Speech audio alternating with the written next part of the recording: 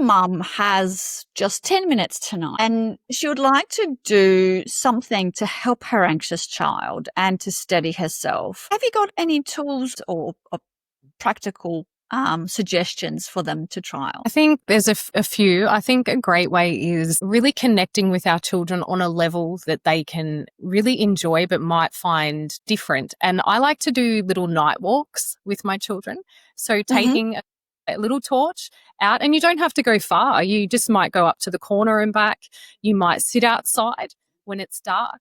And this is something that you can do just before bed. And it's a nice way that you might take out a little hot chocolate. You might take out something with you as well to sit down and look at the stars and ask them the question, what made you feel okay today? What was something that brought you joy today? And in building these rituals, these really small rituals where you have an extra 10 or 15 minutes, it's something unusual that the children don't necessarily always see coming, like let's go for a night walk, and taking those torches and taking, a little hot chocolate out with you and sitting down, looking at the stars and having a little conversation. It is so vitally important that obviously bedtime is so important for our children, but also setting them up for success and also taking a moment for ourselves as mums to sit with them to actually enjoy what is outside our homes. And it's something that my children have come to absolutely love. I started it with my daughter when she was around 4 years old. She's now nearly 10.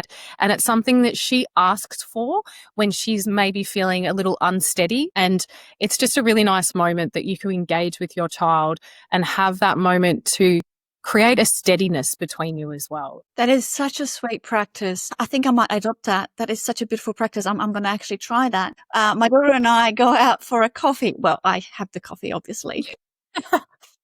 We have a mummy-daughter cafe time once a week where we get to sit and we get to chat. And we've been doing that since she could sit up. Initially, it was time for me to just have 10 minutes and a coffee out and feel special while she sat there and just gargled to herself. And that's emotional connection. It gives us a moment in time where it's just time for us. Nothing else matters. And we get to reflect on things that have been and things that we are looking forward to.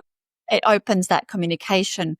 But what you've just suggested, it is another level of that grounding. You're stepping in a night.